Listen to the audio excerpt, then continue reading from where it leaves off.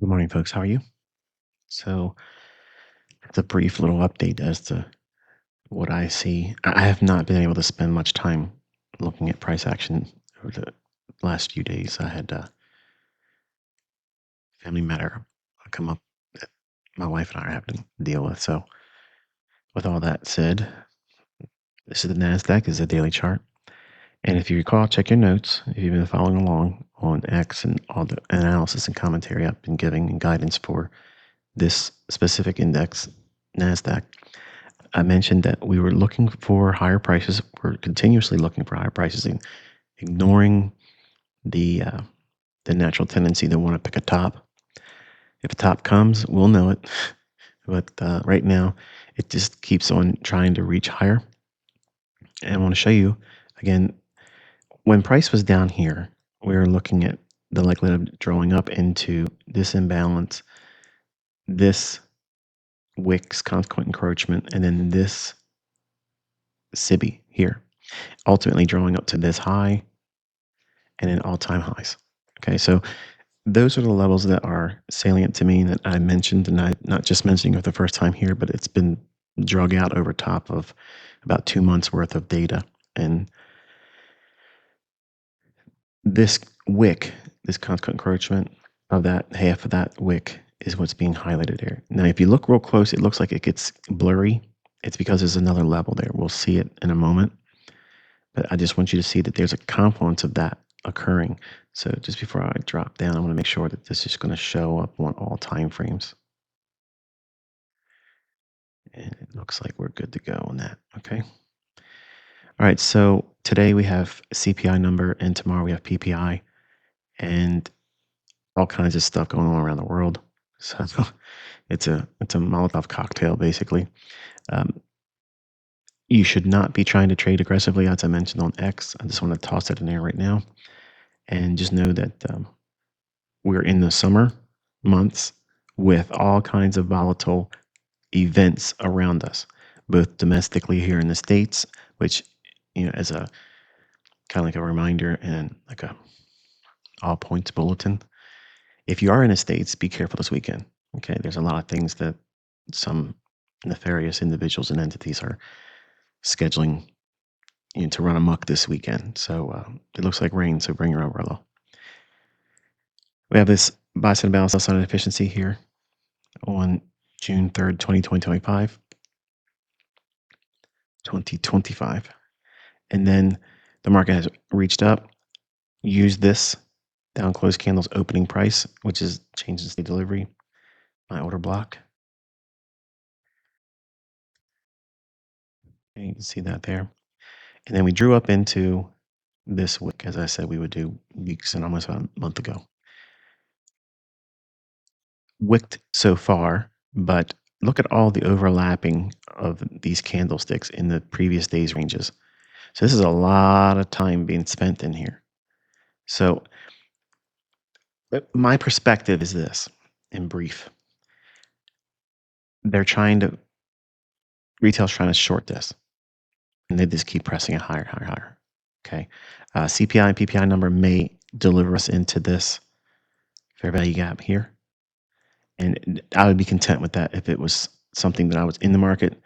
If I was in there actively holding a position, I don't have an open position right now, but I would be looking for it to trade up in here. And if it did, I'd be content with moving to the sidelines and just relaxing. Okay.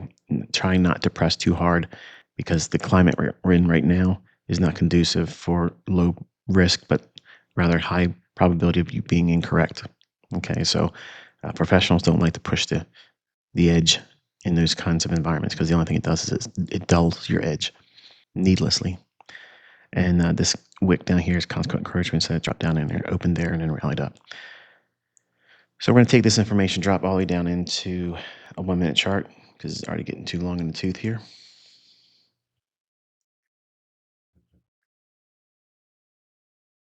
And I just remembered that I did not add the levels I wanted to talk about.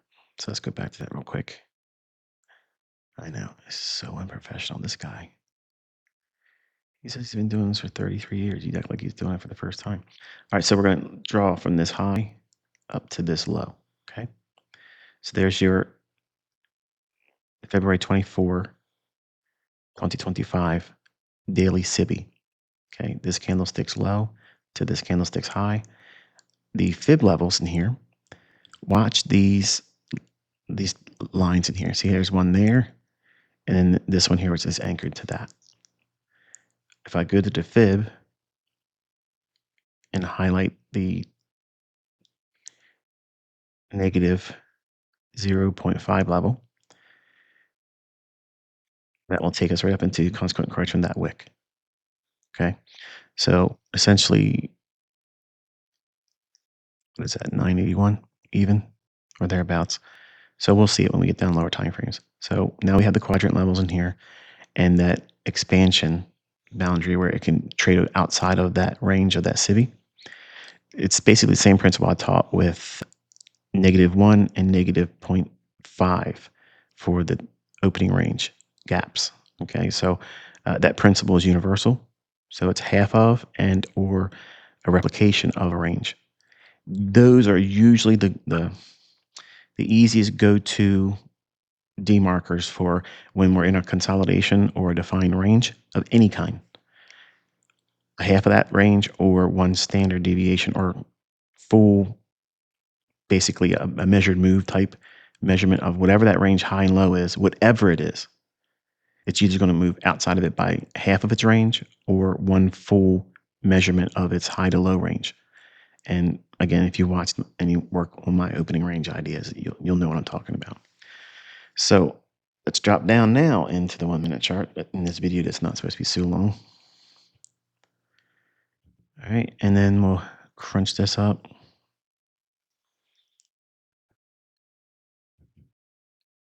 And this is the business for where we may, oops, I shouldn't have done that. There you go. This is what I have here. And see, by being organized with your annotations, it'll tell you when you're in the lower time frames what this is. All right, and then the lower quadrant on that February 24, 2025.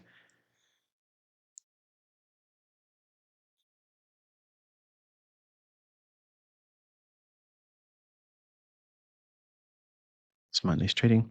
So we have the low of that daily SIBI on the 24th of February. Notice we have not traded down there. We got down to the lowest quadrant here, and then we traded down into that order block. Remember, look at the daily chart and you'll see what that level was right there, okay? Trade up to the high of the 24th of February's SIBI, and then back down to that order block. Traded just outside of that range of that daily SIBI, then back down into the upper quadrant, then up to that negative 0.5 level, which is also the consequent encroachment of that premium wick. And it's also negative 0.5 of the daily SIBI on February 24th, 2025. Now, for someone new that already has your head spinning, you have no idea what I'm talking about, but I promise you, if you watch the video a few times, because right now it's only been a couple minutes, like 8 minutes or so, you'll see what I'm talking about, how these levels are converging. And it also takes out this little high here. So notice that we've basically just used the levels I told you to watch on the weekend before the weekend started trading and just reacted off of these quadrant levels rather nicely, consolidated around it. Judas swing, pumped it up, dropped down. Order block, lowest quadrant of the February 2024. I'm saying 2024. I thought I said that. Now I'm certain I messed up earlier. February 24th of 2025's daily SIBI. That's what these levels are marking. This is the consequent encroachment, midpoint of it, upper quadrant, and the high of it. So we reached up into a convergence of consequent encroachment levels, okay, clustering there. And now we're using the high this morning in London of the daily SIBI on February 24th of 2025. Rallied up, and I want to drop into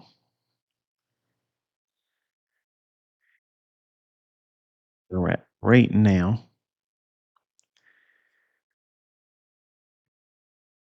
And to me, these lows are suspect. So they can come back down in here on the CPI number, because sometimes CPI can be a one way railroad, just runs right over top of you in one direction.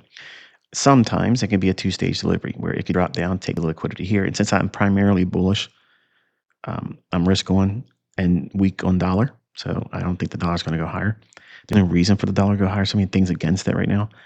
And I believe gold's going to go higher. And if you take a look at silver, I mentioned last year in the fall months and summer, told you all to start really adding on to metals.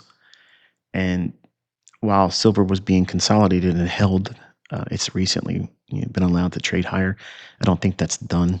I think all the data centers that they're trying to build, all those things like that are going to require a lot of silver.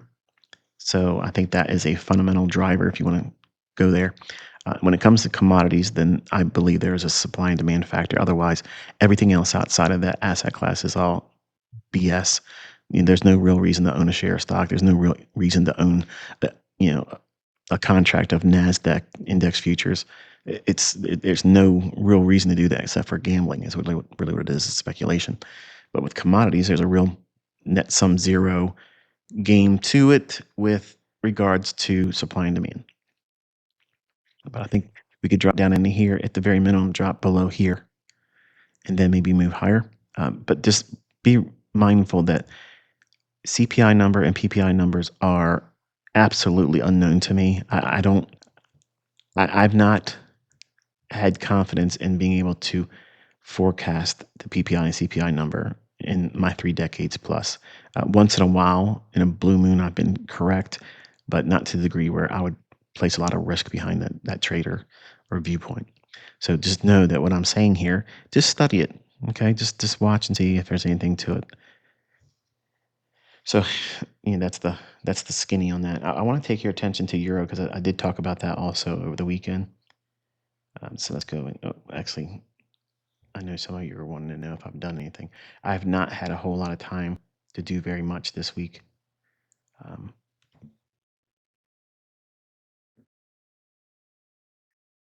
you can see the using the upper quadrant here, and this SIBI, I used it as a reclaimed. Right, you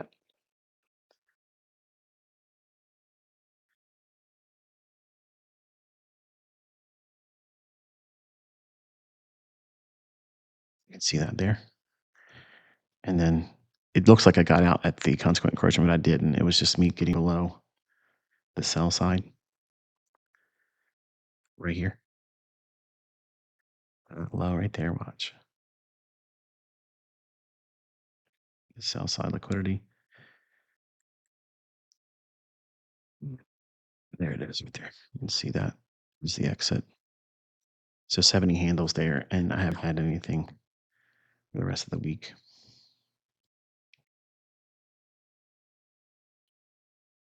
Business to talk about. There's a few things I would have liked to trade, but time I have here today doesn't allow me or afford me to be able to talk about it.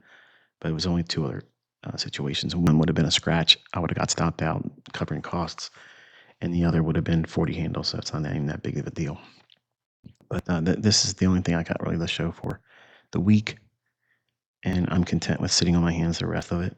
So just a really challenging consolidation. Which again, now let's take us over to euro dollar. Yeah, what it was. Redelivery in here. Inside that area, I was counseling you to look at just ignoring this candlestick because it's indecisive and using this candlestick's low, this candlestick's high.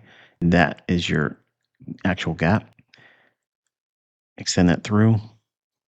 And Trading through here, it looks sloppy. It's like, okay, what's the use here? Well, I mentioned that if we didn't get this expectation of moving higher, in other words, I wanted to see it remain above this. But if it does go below it, go back and listen to the video. If it does go below it, then I think what we'll do is we'll just go into sideways consolidation. And I think by anybody's definition, that's what you would see here. Okay. So those skill sets, those ideas are not found in books. I mean, that's an experience driven perspective. And the things I teach you to do and things I tell you to keep track of and annotate and journal, if you don't journal, you'll never learn the skill set of anticipating when consolidation is going to be there. If you look at the very first video of my 2016 private mentorship, all of those videos are uploaded on my YouTube channel for free. Just look at the ICT Mentorship 2016, 2017 playlist, and I broke them down into individual playlists by month. And the very first video of month one, Elements to a Trade Setup, I talk about the 4 major characteristics of a trade setup.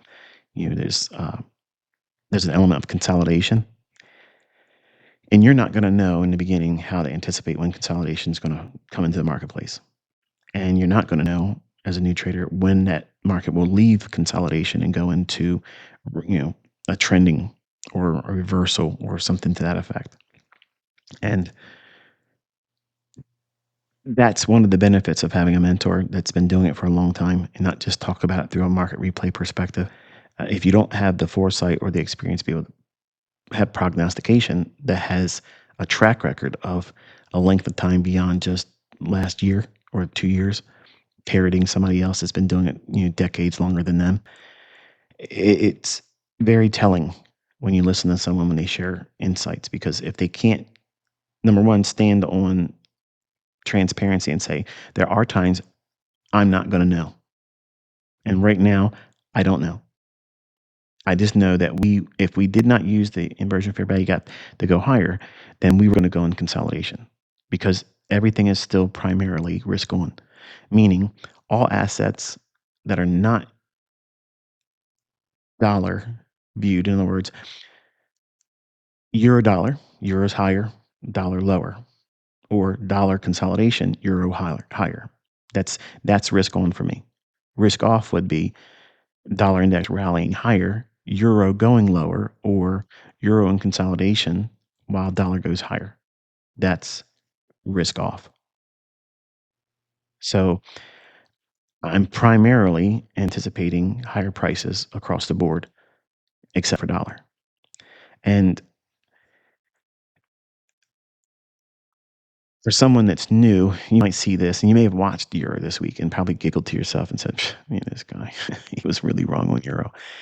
I explained why I would be wrong, and that's something also that's useful as a trader, knowing what would be a catalyst for you to move to the sidelines and say, okay, I'm not going to trade in this environment because it no longer fits the characteristics that I would expect initially, and still be useful for the model I trade and not be gambling. Okay. Just because the markets are moving around doesn't mean that, hey, let me go here and press the button and see if I can make some money, or I'll pass some combines or this, that, and everything. Messing around, mucking about in these environments, you will blow your accounts. That's a guarantee. I don't care who you are. I don't care how good you think you are.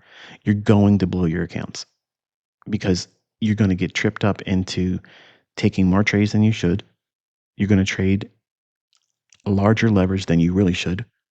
And you're going to be competing with everybody else online because they may have done something and you've not been able to show anything yet, or you're in drawdown.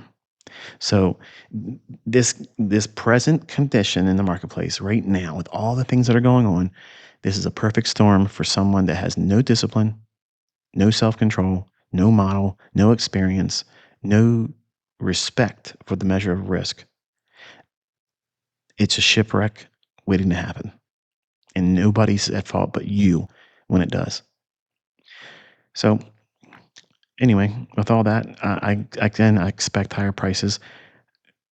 With the same thing I mentioned with in regards to NASDAQ, let's say that the PPI and the CPI number do something that causes some kind of a sell-off in gold or euro. I said gold, but I meant euro here. These lows in here, I'd like to see them make an attempt to get down there, but not take them out because it's too close to this low here. So if it's going to take these lows out, then it's going to take that low out, and that changes the dynamic, at least on the short term. Doesn't mean that I'm calling a top in the euro. Doesn't mean that the dollar's going to go rallying higher explosively. I'm not suggesting that at all. That's my opinion, but none of this should be used as a trade idea or a catalyst for you to put on real monetary risk. It's just to stimulate ideas and thinking critically on your own part. But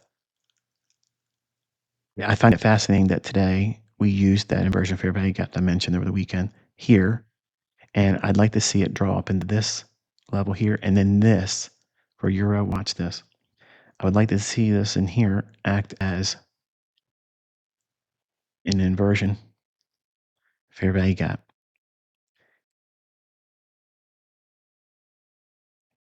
sometime before we close this week out. That would be interesting to see that. And then should it do that, then obviously make an attempt to get up to the buy side here. Okay. And I think that's going to be it. I spent a lot more time than I wanted to, but I just want to touch base with y'all. Thank you so much for your prayers. And Lord willing, I'll be back with you as soon as I can. And be careful this weekend if you're in the States.